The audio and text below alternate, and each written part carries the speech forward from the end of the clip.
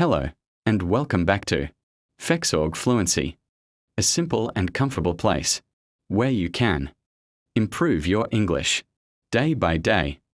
For the next 3 minutes, you are going to improve your reading fluency, pronunciation, and speaking confidence by reading a short story slowly and clearly.